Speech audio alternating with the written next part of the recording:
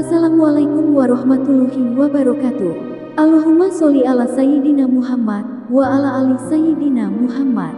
Pemirsa yang dirahmati Allah, marilah kita simak ceramah dari Buya Ar-Razi Hasyim dengan tema mengenal akhlak Rasulullah. Sebelumnya marilah kita perbanyak sholawat minimal 1000 kali sehari, agar hidup kita penuh barokah dan mendapatkan syafaat kelak. Jangan lupa berikan dukungan kepada channel kami dengan memberikan super thanks seikhlasnya. Marilah kita doakan agar Buya Ar-Razi Hasyim dan keluarga diberikan kesehatan dan kebahagiaan dunia dan akhirat. Amin ya robbal alamin. Assalamualaikum warahmatullahi wabarakatuh. Udah sarapan nih? Kok lemas? Saya yang lemas ya. Alhamdulillah alamin, wassalatu wassalamu ala Habibil Mustafa Sayyidina Muhammad al-Mujtaba.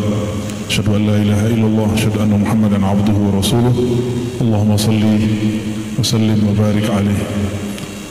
Allahumma akhrijna min zulumatil wahmi wal jahli ila al-ma'rifati wal ilmi, amin ya rabbal alamin. Maulid ya, lagi maulid ya, benar. Tiap tahun maulidan, benar. Tiap tahun maulidan. Ada yang berubah nggak kalau maulid?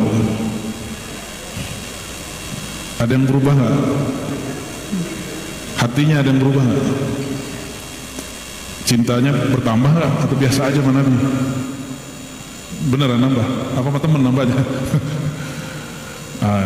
Maka maulid ini wajib diseriusi, karena maulidnya hanya sekali setahun. Padahal cinta Nabi mesti setiap detik. Ya, Bapak Ibu, saudara-saudariku karena Allah, kita bersyukur negeri ini betul-betul sangat memberi ruang untuk kita bermaulid.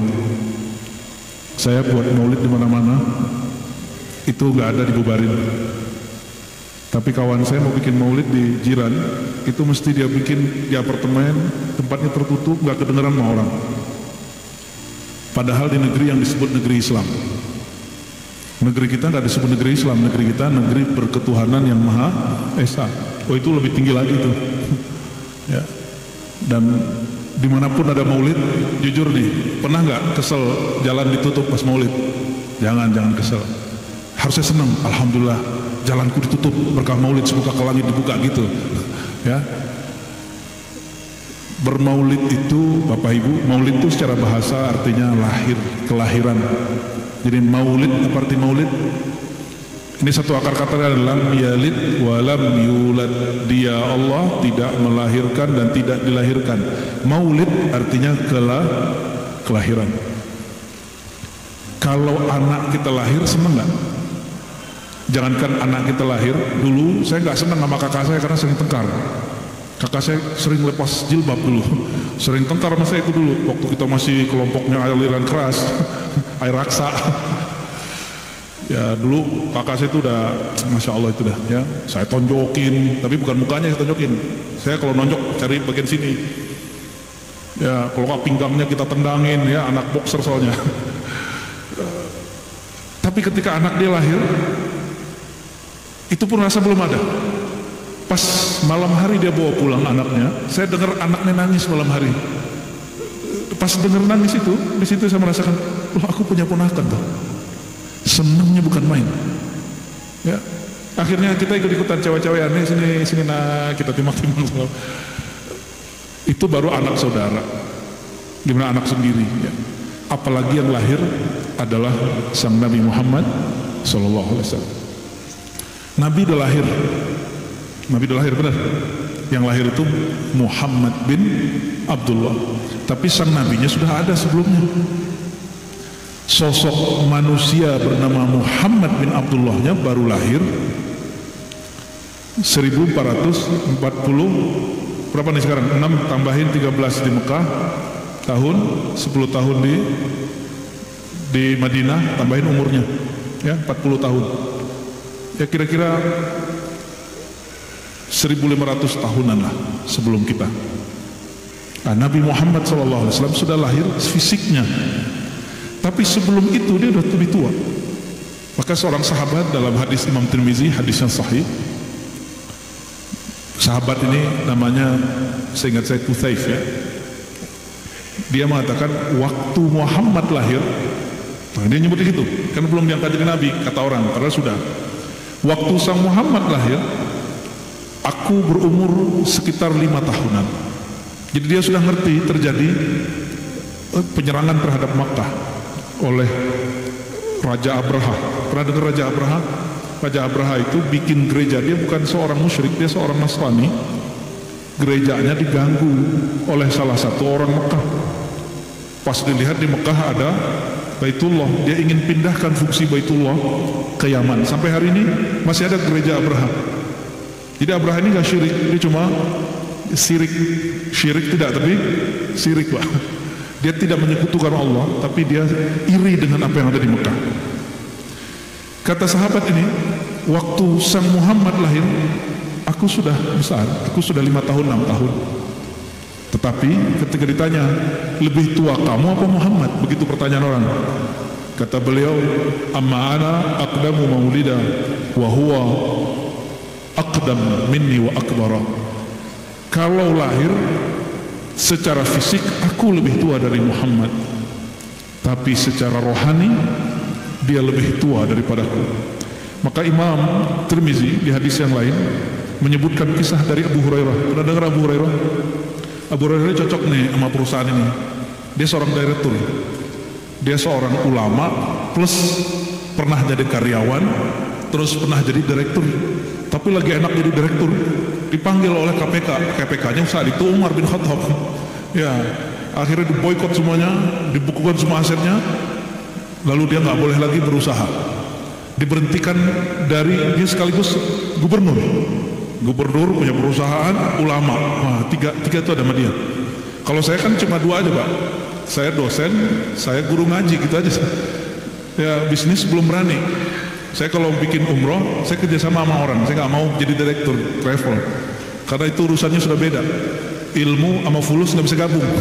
La yajtami'ul ilmu wal mal. Ilmu nggak pernah kawin dengan harta, nggak pernah. Sama, al ilmu la yajtami' ma'al mulk. Ilmu nggak pernah kawin dengan kekuasaan.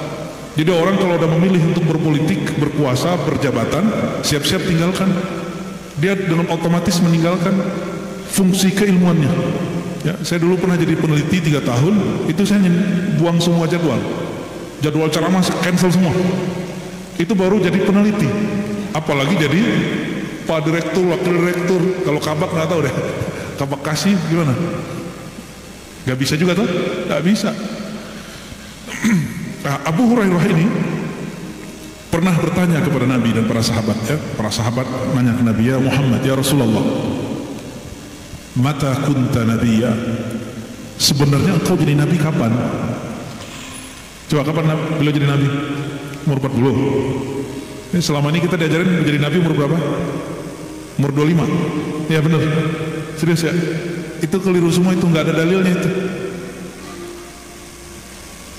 Tidak ada dalil yang menyebutkan bahwa Nabi Muhammad jadi nabi umur 25. 25 itu nikah. Itu pun nikah nggak pasti 25, ada riwayat 30. Berarti kalau 30 jaraknya dengan Aisyah, dengan Khadijah berapa tahun? Berondong berapa tahun? 10 tahun. Dan itu lebih masuk akal. Lebih. Jadi saya nggak sepakat sebenarnya dengan umur Nabi yang segitu kemudian disebut apa gitu ya. Karena sejarah itu hanya data, nggak boleh pakai perasaan. Ya, atau pakai ilham, nggak bisa. Data sejarah tidak dapat ditimbang dengan ilham dan perasaan. Lalu Sayyidina Muhammad SAW menjawab, aku sudah jadi nabi, Adam belum dicipta. Adam masih air, masih ruh. Ada yang tahu Nabi Adam berapa ribu tahun yang lalu? Ada yang tahu nggak Bu? Nabi Adam kapan? Berapa ribu tahun Nabi Adam? Ada yang tahu? Ya? Tahu nggak? Makanya kalau ada kuburan Nabi Adam kita ziarahi ya. Katanya di Jeddah ada sepeda ontel Nabi Adam ya. Orang Indonesia mau aja dibodohin ya. Jangan mau dibodohin. Zaman itu belum ada sepeda ontel. Itu cuma istilah aja. Orang Indonesia ini terlalu menghayati hal-hal yang unik, yang aneh-aneh. Ada masjid terapung dianggap aneh, unik. Padahal itu biasa aja. Itu mainan travel Pak. Biar Bapak Ibu gak nginep di hotel, ya kan bayar mahal. Dibawa jalan-jalan ke, iya kan kita tahu rahasianya travel. Nanti jangan mau diajak ya. minta aja nginep di hotel, kan sudah bayar. Ya, biar orang travel ini khidmatnya luar biasa kepada duyufur rahman. Baik, jadi Nabi Muhammad itu ketika mengatakan kuntu nabiyan, aku sudah jadi nabi, Adam belum dicipta. Jadi kalau gelar Nabi Adam Abul Bashar, Adam itu bapaknya manusia, bapaknya Nabi Adam siapa? Bapaknya Nabi Adam Nabi Muhammad, kira-kira gitu. Karena dia tercipta dari nur Nabi Muhammad sallallahu alaihi wasallam. Jadi Nabi Adam itu kalau ketemu Nabi Muhammad manggilnya 2 kali. Ya ibni as-salih, wahai ananda yang soleh. Habis itu wa akhi, dan saudaraku, begitu manggilnya, saudara sesama Nabi. Coba perhatikan Nabi Adam. Nabi Adam dicipta di mana dia ditaruh pertama kali, di bumi atau di surga? Di bumi atau di surga? Di surga ya. Setelah dicipta, Nabi Adam itu dipamerkan ke malaikat. Malaikat itu Bapak Ibu, itu sudah zikir 18.000 tahun, ada yang 15.000 tahun, ada yang 1.000 tahun. Itu sudah zikiran, sudah beramal, sudah berkiprah, sudah punya jabatan di surga. Tahu-tahu Allah kasih pengumuman, wahai semua malaikatku ahli zikir, semua malaikatku yang bersayap, yang punya jabatan, aku akan menugaskan di bumi yang cantik, di bumi yang subur, seorang bukan dari kalangan kalian malaikat, tapi dari kalangan manusia. Yang jadi pertanyaan kita, itu ayat surat Al-Baqarah menyebutkan malaikat sudah tahu tabiat manusia. Apa kata malaikat? Ya Allah, apakah engkau mencipta di muka bumi, memerintah di muka bumi orang yang perusak dan suka menumpahkan darah, suka merusak? Nah ini yang mau tanya nih, kerjaan Bapak ini merusak alam nggak nih? Mesti ada yang dirusak loh, betul nggak? Bagi malaikat itu merusak, tapi kalau itu nggak dirusak, itu berapa ribu rumah di Bekasi tidak makan, tidak minum, benar nggak? Mungkin hari ini nggak ada yang mandi. Bagi malaikat itu merusak, tapi bagi manusia itu kemajuan. Ini gedung-gedung ini dari mana Pak? Batu-batunya dari gunung. Kampung istri saya di Tuban,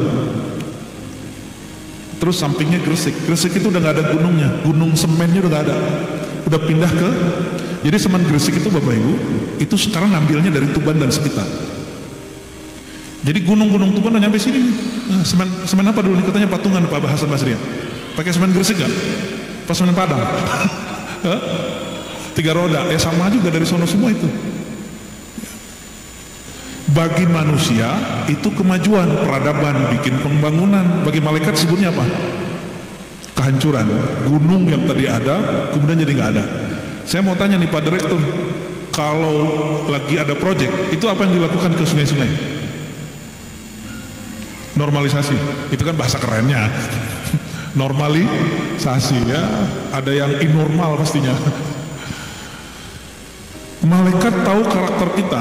Pertanyaannya, dari mana malaikat tahu manusia perusak dan menumpah darah? Oh ternyata sebelum Nabi Adam kita ini sudah ada Adam sebelumnya. Jadi kita ini nggak tahu Adam keberapa ini, yang Adam bapak kita itu. Jadi malaikat sudah mengenal Adam manusia, tapi di zaman itu manusianya belum bertugas sebagai khalifah. Sekarang manusianya sudah bertugas sebagai khalifah. Kalau kita khalifah, khalifah itu pengganti. Apa arti khalifah? Pemimpin menggantikan sebelumnya, itu arti khalifah. Berarti sebelum kita sudah ada yang memimpin di bumi. Siapa yang memimpin di bumi? Ada yang tahu nggak? Sebelum kita yang memimpin di bumi disebut Bani Al-Jan.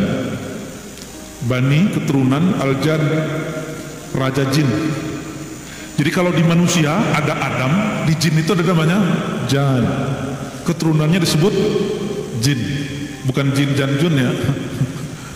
Jadi bapaknya jin namanya Jan ya, wa khuliqal janna jannu mim marjin min nar ya. Dan diciptakan jan itu dari nyala api. Jadi api itu ada nyalanya, ada batangnya. Batangnya masih di batangnya siapa? Bahan bakarnya api siapa? Waquduhan nasu wal hijarah.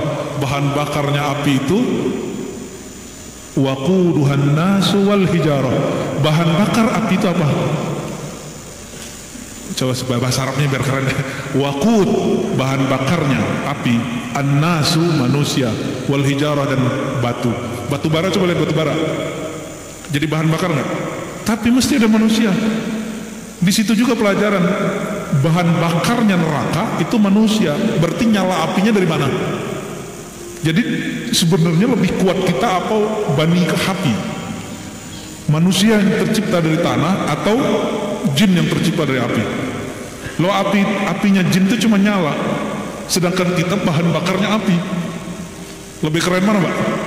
Makanya jangan takut sama jin. Itu maksudnya begitu, golnya begitu. Kalau masih takut sama jin, berarti nggak kenal sama asal muasal diri. Itu satu. Yang kedua, khalifah di muka bumi berarti sebelum kita, nah, kelompok jin ini menguasai bumi. Ini beruntung nih Bapak Ibu, kita ini di zaman jin itu nggak nongol. Ada yang lihat jin ya, Pak Hasan Basri kan ngurusin masjid, lihat jin nggak? Kali tasbihnya makan tasbih gitu. Ya orang awam kan sedang begitu ya. Ya dikira tasbih itu sakti, yang tasbih itu nggak sakti. Yang sakti itu yang megang tasbih. Tasbih mana benda mati itu. Ya malah dia membid'ahkan itu tasbih itu. Kenapa mereka kemudian dibebas tugaskan dan tidak berlanjut mengurus bumi? Karena mereka tiap hari tengkar. Maklum, kelan api, gesek dikit bakar, gesek dikit senggol. Nggak kayak gini nih ya. Kalau kesel dikit surhat, ya kan? Bener ya? Kalau kesel mah curhat ya? Curhat ini mana? Di sosmed, itu kan nyebelin bener. Jadi kita kalau kesel nggak langsung nyenggol. Kita kalau kesel, kita ekspresikan. Itu bedanya manusia dengan ya, ada yang kesenggol nggak hari ini? Ya, kalau manusia punya masalah, dia nggak langsung mukul orang. Itu binatang buas. Jin, binatang buas itu begitu.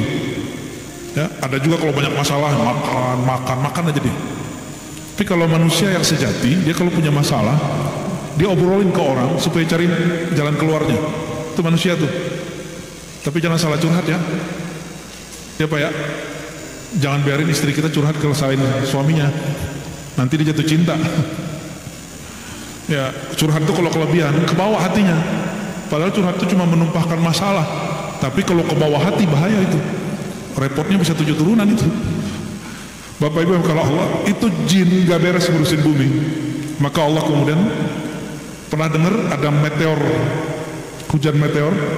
Maka sampai hari ini saya ini punya hobi baru, suka sama keris sama pedang-pedang kuno gitu, tapi bukan untuk ritual, sekedar punya aja.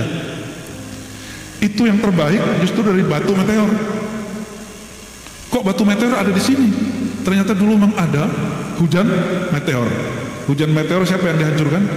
Itu orang-orang jin-jin yang dulu berkelahi itu. Maka mereka pada lari ke gunung, lari ke air, bener kan? Lari ke goa-goa, ke batu-batu. Makanya sekarang hati-hati yang punya batu tuh. Ya aku juga punya batu Pak. Makanya hati-hati yang suka hobi naik gunung. Ada yang suka naik gunung? Kalau suka naik gunung, bapak gunungnya sudah beda ya. Jangan pernah misah sama teman. Karena begitu kata Nabi, hati-hati jika kamu naik gunung, fa innaha manazilatus syayatin. Itu tempat tinggalnya jin setan. Ya, sama kalau ke sungai-sungai, hati-hati jangan sendiri, kecuali udah temenan sama mereka. Ya, makanya di gunung-gunung, di sungai-sungai, orang Bekasi sering dengar namanya buaya putih gitu ya. Itu bukan khurafat, itu beneran disebut jin siluman. Kata Nabi SAW, jin itu terbagi dua. Ada jin yang bisa terbang bersayap, tinggalnya di awan-awan tuh. Hati-hati kalau ada yang zikir terus tiba-tiba badannya merasa keangkat, pikirannya kemana, terbang. Itu jangan-jangan yang bawa jin itu. Ya, bukan malaikat yang bawa, tapi mantan malaikat. Jadi jangan senang dulu kalau zikiran, ketemu makhluk ini, ketemu orang ini. Siapa tahu itu bukan nur malaikat, tapi itu jin yang kamuflase. Maka kita sangat hati-hati untuk masalah pengalaman batin. Hati-hati bener, jangan sampai halu. Ya, tahu halu ya? Yang gak real di real kan gitu. Ada yang pindah ke air, pindah ke danau-danau. Ya, sampai sekarang saya masih ketemu guru-guru saya itu. Dia kalau dakwah pakai apa? Sampan kecil gitu ya. Selalu ada makhluk buaya, masih ada buaya putih. Putihnya bukan putih yang seperti yang ada di Ragunan itu. Buaya bukan buaya, buaya-buayaan. Kalau ini buaya darat ini. Sebagian. Maksud saya cerita ini apa Bapak Ibu? Kita ini bukan makhluk pertama yang ngurus bumi. Sebelum kita sudah ada makhluk. Sebelum mereka itu sudah ada Nabi Muhammad Sallallahu Alaihi Wasallam. Ya, Nabi Muhammad itu wujud nurnya sudah ada sebelum itu. Maka di kitab Maulid selalu disebut Nuru Muhammad, Nurun ala Nur. Tadi baca Maulid di Bayi, ya, disebutkan di awal di Bayi, Allah menciptakan Nur Muhammad jauh sebelum menciptakan alam semesta ini. Jadi Nabi Muhammad SAW kita itu sudah sangat tua sekali. Terus apalagi? Karena kitalah khalifah di muka bumi, maka kita langsung bertanggung jawab kepada Allah ngurusin alam semesta. Nah ini kemarin kita habis ngaji ini Pak, Imam Bukhari apa kata beliau? Ma amiltu syai'an illa adattu inda rabbi hujjatan. Aku tidak melakukan sesuatu kecuali aku siapkan hujahnya di sisi Allah.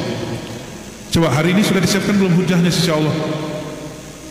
Yang megang handphone ditanya nanti di malaikat lagi ngaji, kalian pegang handphone, nyebut nama Rasulullah main handphone, nanti jawabannya gimana? Ya? Sholat telat, apa jawabannya di hadapan Allah nanti? Itu yang disebut hisab. Kata Imam Bukhari, tiadalah aku lakukan sesuatu kecuali aku siapkan hujahnya, alasannya. Kira-kira kalau Bapak Ibu buat sesuatu hari ini, sudah siapin alasan belum di hadapan Allah? Udah nyiapin belum alasannya, kenapa begini, kenapa begitu? Gimana? Udah nyiapin belum? Kerja udah berapa tahun? Yang paling lama berapa tahun nih? Berapa? 30 tahun. 30 tahun Pak, dari Bapak masih cakep bener ya, gak tampan. Sekarang sudah ubanan ya, tapi gak berubah, hidungnya mancung. Perutnya maju dikit gak? Maju dikit ya. Saya bisa bayangin lah, dulu imut-imut lah wajahnya. 30 tahun, kerja mulai jam 8, pulang jam 4. Kira-kira kalau ditanya Allah, 30 tahun kamu kerja, apa alasan kamu bertahan kerja, tapi kamu tidak tahan tahajud sama aku? Kira-kira apa jawabannya Pak? Harus punya jawaban Pak. Harus punya jawaban. Bapak punya istri? Satu berdua? Satu. Ada alhamdulillah. Ibu mana Bu? Emang istri atau Bu? Anak berapa Ibu?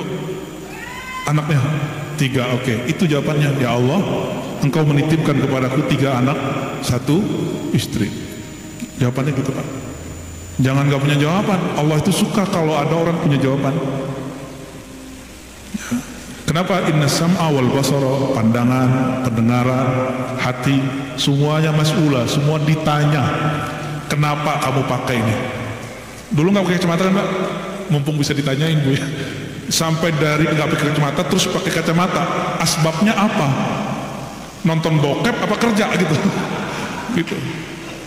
Karena main YouTube malam-malam hari lampu mati, atau kenapa matanya rusak? Kan ini saya ngasih barang ke orang untuk dititipin, boleh dipakai gitu.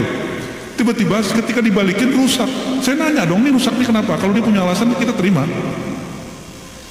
Pernah nggak sama teman mau nonjok dia, tahu dia kasih alasan, nggak jadi nonjok loh. Ya. Barang kita dipakai rusak, kita udah mau marah minta ganti, tahu dia bilang, duh bang, jangan mau ganti, mau makan sehari aja susah bang. Ya. Nggak jadi. Itu pinter-pinternya sahabat Nabi. Pernah dengar sahabat Nabi yang tak harusnya dapat hukuman, gak jadi dapat hukuman. Ini sahabat nafsu besar, duit gak punya, nikah, ilmu kurang. Tengah hari bulan puasa, nafsu dia lagi naik, dia gaulilah istrinya. Kalau menggauli istri bulan puasa gimana? Siang puasa, karena kafarah, nebus makan 60 miskin. Ya, apa kata Nabi? Kamu wajib bayar kafarah. Dia tanya, ya Rasulullah, itu berapa hari, berapa orang gua kasih makan? Ya 60. Kata dia, ya Allah, ini makan seharinya belum tahu mau makan apa nih Rasulullah. Akhirnya ya sudah. Kamu punya ini nggak? Punya nyimpan makanan nggak? Enggak. Dia nggak wajib puasa, nggak wajib lagi nebus dengan kafarah, malah Nabi kasih makan. Karena dia pinter memberi jawaban. Dia pinter ngasih Dan jawabannya kena semua. Coba mata ini kan udah pakai kacamata. Ini pakai kacamata sebelum kerja apa setelah kerja, Pak? Setelah kerja. Mesti punya jawaban nanti, ya Allah, ini mataku aku pakai untuk menafkahi anak-anakku. Tapi walaupun aku sibuk, nggak lupa sholat. Di sini berapa waktu berarti di sini? 2 waktu, zuhur sama asar. Coba cek, beneran sholat asar di sini apa pulang duluan? Harus punya alasan. Coba lihat kepalanya pada botak nggak, Pak? Mulai botak, mulai putih. Untuk apa kita mau botakin kepala itu? Mesti ada jawabannya. Nggak boleh enggak. Karena ini punya kita apa punya Allah. Ada seorang ahli ibadah di zaman Bani Israel. Diceritakan Nabi ini kan diperjalankan. Jadi bagi Nabi, waktu dahulu dan waktu nanti itu sama. Belum melihatnya sama. Beliau tahu umurnya Nabi Adam, juga tahu nanti kejadian masa depan seperti apa dengan izin Allah. La ya'lamul ghaiba illallah, yang tahu gaib hanya Allah. Dan Nabi Muhammad disertakan dalam pengetahuan itu, diberitahu. Apa kata beliau? Nanti ada orang yang beribadah 500 tahun gak pernah maksiat. Allah kalamkan kepada mereka. Ini hadisnya sahih, riwayat Imam Baihaqi. Allah berkata, Allah, wahai hambaku. Nah, ini untuk pelajaran kita semua yang merasa sudah banyak karya, yang merasa sudah banyak kerja. Ini perhatiin hadis ini. Wahai hambaku, masuklah sorga. Wahai hambaku yang sudah ibadah 500 tahun, masuklah sorga dengan kasih sayang rahmatku. Lalu orang ini nanya, ya Rabb, kenapa engkau tidak masuk ke aku sorga dengan amalku yang 500 tahun, karyaku 500 tahun? Aku menjadi khalifah engkau di muka bumi 500 tahun. Apa kata Allah? Oh, kamu maunya gitu? Oke. Maka proses hisab langsung dibuka. Orang ini tadinya masuk sorga nggak perlu dihisab, karena dia nuntut masuk sorga dengan amalnya, maka Allah panggil malaikat hisab. Malaikat hisab, malaikat mizan timbangan datang semua, itu KPK-KPK-nya Allah, pengadilan-pengadilannya Allah, jaksa-jaksanya Allah datang semua. Diperiksalah, ambil satu matanya bagian kanan, timbang dengan semua amalnya. Amalnya tadi 500 tahun. Ada yang pernah beramal 500 tahun? Ya, nggak usah 5 hari nggak maksiat, bisa nggak? Jangankan Bapak Ibu, saya juga bisa. Ya. Padahal saya ngaji-ngaji doang loh, ngaji, baca kitab, majelis, ke kampus, muter-muter begitu aja saya itu. Tetap ada maksiat di mata. Maksiat itu bukan cuma ngeliat yang bening-bening, Pak. Melihat orang terus merendahkan orang itu maksiat itu. Maksiat hati, asbab mata. Ya, Bapak ini mandang orang nih, terus kebayang dompetnya, paling dia cuma duitnya segini doang. Itu maksiat mata yang jatuh ke hati-hati. Ya. Gimana? Udah begitu belum? Akhirnya orang itu diauditlah orang yang beramal 500 tahun. Amal dia 500 tahun, lalu matanya juga diaudit. Dipakai apa aja fasilitas mata ini. Dihitunglah semua fasilitas yang dia pakai dengan ibadah dia 500 tahun. Ternyata kata orang Jawa apa? Podomoro. Sama, Pak. Mata dipakai 500 tahun, dia ibadah 500 tahun. Malah kurang-kurang dikit. Kalau orang tidur ibadah nggak? Untungnya orang ini sebelum tidur dia doa, maka dihitung tidurnya ibadah. Malam tadi tidurnya ibadah nggak? Tidurnya pakai doa apa pakai YouTube? Apa pakai TikTok? Hah? Tertidur megang handphone atau tertidur megang nama Allah? Megang handphone. Itu tidur nggak ibadah. Mau malam ini tidurnya dalam ibadah? Taruh handphonenya, baca Bismillah. Bismillah, bismikallahumma ahya wa amut, atau amutu wa ahya. Itu bismillah aja. Mau coba? Tapi jangan lagi kerja ya. Mau ibadah dulu bismillah. Itu bapak-bapak itu bocoran kita lagi Jumatan. Ini wajah-wajah ibadahnya. Khotib naik, alhamdulillah, ittaqullah. Langsung tuh ya, mata dipejam, kepala tertunduk, suara nafas. Tahu-tahu udah selesai, udah khutbah kedua, dicolek dong, lo bangun. Ya, curi-curi katanya beban hidup dari Pak Direktur terlalu banyak katanya. Bapak Ibu yang bukan Allah, itu orang setelah ditimbang. Akhirnya Allah bilang, ambil mata kiri. Yang tadi baru mata. Dia doa, ya Rabb, jangan teruskan ya Allah, jangan diteruskan auditnya. tolong masukkan aku surga dengan kasih sayang rahmat-Mu. Jadi jangan, saya udah umroh sekian kali, itu gak usah. Aku udah zikir pagi sore, zikir cuma pagi sore, bangga dong. Zikir pagi sore paling lama cuma setengah jam, paling-paling 5 menit udah kabur. Ya, zikir begitu kita banggain, gak cukup. Ya, Nabi Muhammad SAW itu karena tahu manusia ini gak sanggup bersyukur, maka beliau mengajarkan cara syukur paling indah, paling mudah. Bersyukur itu bukan ngomong apa alhamdulillah, alhamdulillah, itu lafaz syukur. Bersyukur paling tinggi Bapak Ibu, ini intinya maulid. Itu maulid itu berterima kasih kepada Allah, bersyukur kepada Allah, dimulai dengan bersyukur kepada kekasih Allah Nabi Muhammad SAW. Maka mensyukuri itu caranya gimana? Ini pertanyaan, Ibu, kalau punya hadiah nih, terus dikasih seseorang, seneng ke hadiahnya dipakai orang itu? Seneng, bener. Tapi kalau dia habis pakai terus bilang, ini gua beli sendiri, kira-kira begitu gimana? Ini hasil jerih payahku loh. Padahal dia dikasih seseorang, kita ngasih. Kira-kira ke toko lagi begitu gimana? Kita bilang dia apa? Hah? Ke toko lagi, lo nggak tahu diri gitu ya. Begitulah Allah kira-kira. Allah itu memberi hadiah itu dua jenis. Ada hadiah yang kita menjemputnya lewat bekerja, ada hadiah yang kita terima tanpa kita bekerja. Benar nggak? Itu disebut rezeki. Ada rezeki yang kita nggak kemana-mana atau datang. Ada rezeki yang kita mesti jemput di tempat-tempat kita bekerja. Itu semua hadiah dari Allah SWT. Wa mimma razaqnahum yunfikun. Razaqna, kami yang memberi rezeki mereka.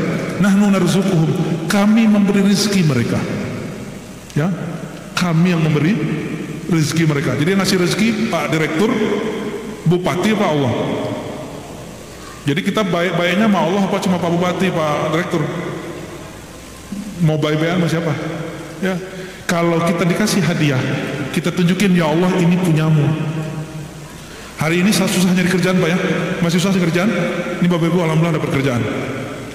Kerjaan ini karena pinter kita atau karena hadiah dari Allah? Ngecek doangnya orang bersyukur apa enggak nih? Pekerjaan sekarang itu karena pinternya Bapak Ibu, karena koneksi Bapak Ibu, atau karena hadiah dari Allah? Beneran nih, kalau dikasih hadiah seneng nggak? Pak, kalau nggak seneng kalau nggak kenal orangnya. Dikasih hadiah 500.000 tapi nggak kenal orangnya, bilang dikit. Tapi dikasih hadiah cuma misalnya apa ya, dikasih hadiah donat 50.000, kita tahu yang ngasih orang yang kita suka, gimana? Walaupun kita nggak suka donat, jadi suka Pak Ibu. Jadi cara bersyukur itu wajib mengenal yang memberi. Semua pemberian Allah itu kata Nabi SAW dibagikan lewat aku. Wallahu mu'ti wa ana qasim. Allah lah yang memberi, tapi yang bagi-bagi aku. Ini bagian akhir yang mau saya sampaikan Bapak Ibu. Ini dimanapun majelis maulid saya bacakan kalimat ini supaya menjadi kaidah, menjadi penyemangat saya dan kita semua. Kenapa maulid mesti baca dibai, simtid duror, ya? Kenapa baca solawat-solawat? Kenapa kita mengisahkan Nabi Muhammad SAW? Alasannya sederhana. Ulama ahlu sunnah bersepakat dengan satu kalimat ini. Fi kulli dzikri salihin tanzilur rahmah atau rahmat. Setiap disebut orang yang soleh, turunlah rahmat. Makhluk paling soleh siapa? Nabi Yuna Muhammad, ya, Nabi kita Muhammad SAW. Setiap disebut nama orang soleh, turun rahmat. Jangankan Nabi Muhammad, ahli hadis Bapak Ibu itu punya silsilah. Imam Bukhari mengatakan dia kenapa menyebut nama orang-orang soleh gurunya, dari gurunya Humaidi, dari gurunya Sufyan, dari gurunya Al-Ansari, gurunya Tamim, terus sampai kepada Nabi, menyebut mereka menyebabkan rahmat turun. Ya, rahmat jadi turun. Kenapa? Menyebut nama orang soleh itu tanda syukur pertama kepada Allah. Bersyukur kepada Allah mesti melalui makhluk. Ya, kalau orang sudah sadar ya bahwa pemberiannya dari Allah, rezekinya dari Allah, kira-kira kalau Allah meminta nanti dikembaliin berat nggak? Serius? Allah mengatakan 2,5% aja gitu, dikeluarin nggak? Berat ya? Kalau berat berarti merasa punya dong. Coba ilustrasi nih, saya pinjemin Bapak mobil 2 bulan, habis 2 bulan saya tarik. Kata bapak gimana? Kan sudah 2 bulan sama saya, punya saya dong, gitu nggak? Orang begitu itu orang apa? Banyak manusia mengira kalau rezekinya udah lama sama dia, jadi punya dia. Bapak ibu ini punya duit di rekening, itu bukan rezeki kita yang kita beliin. Maka jangan pelit sama badan, ya. Ini kan badannya sudah mulai sakit-sakitan nih sebagian, rekeningnya mulai numpuk. Dikira bakal memperkaya, enggak, belum tentu. Ini saya husnuzon nih Pak, tapi sebagian kayaknya enggak juga sih. Ya udah habis sama gaya hidup, lifestyle, nyicil rumah dan segala macam ya. Sebenarnya kalau biasa-biasa aja ada lebih, tapi kan kita hidupnya luar biasa. Ya. Hidup kalau biasa aja banyak lebihnya, berkahnya. Tapi karena gaya hidup kita luar biasa, ngelebihin dompet. Akhirnya tiap hari ngeluh. Disitulah mulai, mohon maaf, semoga di sini tidak ada korupsi karena katanya semuanya muslim semua ya. Ya, amin. Ya, amin. Ya, dan saya dengar nggak ada karyawan non muslim, ada dulu katanya, sekarang udah nggak. Tunjukin kalau emang karyawan muslim kerjaannya lebih oke daripada non muslim, katanya umat Nabi Muhammad SAW. Tunjukin kalau orang bermaulid semangat kerjaannya lebih kuat dari orang yang tidak mengenal Nabi Muhammad SAW. Tunjukin kalau emang kita bernabikan Nabi Muhammad, berimamkan Nabi Muhammad, sifat amanah, sifat jujur jadi wirid. Ada wirid tanpa membaca, amanah dan jujur, nggak perlu membaca Pak. Ada orang wiridan sholawat 1000 kali tapi besok kerja nggak jujur, itu wiridan nggak dia? Wiridannya batal.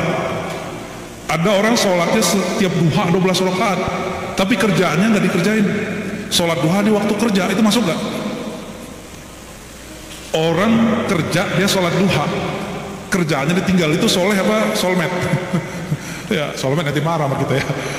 Itu soleh apa jahil? Bukan jahil, jahil. Itu jahil. Sholat duha itu sunnah. Kalau kerja wajib, bener. Kerja wajib, ya wajib lah kan menafkahi. Ini kerjanya pakai kontrak Pak. Kalau kontrak berarti ada perjanjian di situ. Maka bekerja itu bagian dari menepati janji. Ciri-ciri pewaris nur Nabi Muhammad SAW. Jadi nur Nabi itu 4 aja Pak. Nur ya, yang 4 yang bisa kita tiru. Sifat Nabi yang 4 apa aja itu? Sidik, jujur, amanah. Amanah itu apa? Terpercaya.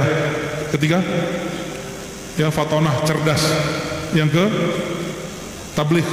Tablighnya untuk saya aja, itu Bapak nggak usah, Ibu nggak usah.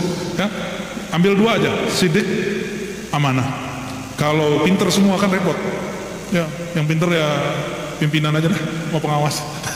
Ya, jangan semuanya pinter, ini juga pinter. Karena orang pinter tuh suka nyari kesalahan.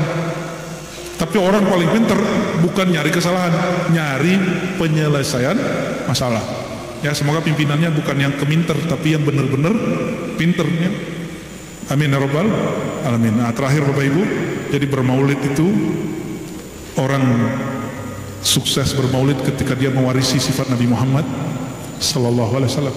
Gak usah banyak-banyak, ambil aja 2 sifat itu sampai mati, insya Allah husnul khatimah.